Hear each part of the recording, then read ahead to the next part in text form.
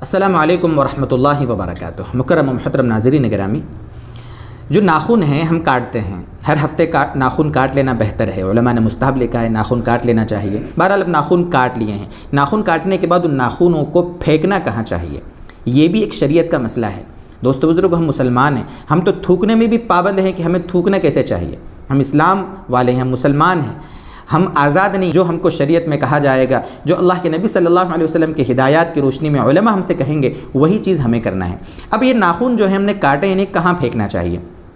علماء یہ فرماتے ہیں کہ ان ناخنوں کو آپ آسان یہ ہے کہ کسی ایک ڈبی میں، برتن میں، تھیلی میں اکٹھے کرتے رہیں اور پھر ان کو دفنا دیں، یا آپ جب بھی کاٹیں تب دفنا دیں اگر آپ اکٹھے نہیں کر رہے ہیں۔ کل ملا کر یہ کہ انہیں دفنا دینا مستحب ہے، سب سے اعلیٰ درجہ، چونکہ ہمارے جسم کا ایک عضو ہے، وہ اس کو ہم کاٹ رہے ہیں تو اس کو آپ دفن کر دیں، یہ بہتر ہے، یہ اچھا ہے۔ پہلا آپشن تو آپ کے پاس یہ ہے کہ اس کو آپ دفن کر دیں، سب سے اعلیٰ چیز، ٹھیک ہے۔ دوسرے نمبر پر یہ ہے کہ آپ ان ناخنوں کو جو آپ نے کاٹے ہیں کسی محفوظ جگہ پر پھینک دیں۔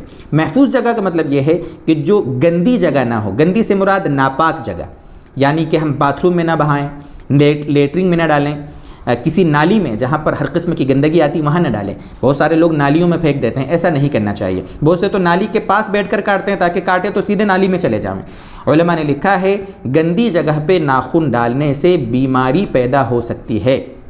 علماء نے لکھا ہے، فقہ کی جو کتابیں ان میں لکھا ہے فَإِنَّهُ يُورِثُ الْمَرَض، اس سے بیماری پیدا ہو سکتی ہے۔ ایک ایسا کام جس سے ہم بچ سکتے ہیں اس کو بھی نہ کر کے کیوں خواہ ہم بیماری مول لیں دوستو۔ اس لیے آپ یا تو کسی جگہ دفنا دیں یا کسی محفوظ جگہ پر اس کو ڈال دیں، پھینک دیں، چلے گا، کوئی مسئلہ نہیں، لیکن گندی جگہ ڈالنے سے اپنے آپ کو بچائیں۔ اللہ تعالیٰ چھوٹا سا ایک عمل ہے لیکن کافی اہم ہے، اس پر ہمیں عمل کرنے کی توفیق عطا فرمائے۔ وآخر دعوانا ان الحمد للہ رب العالمین۔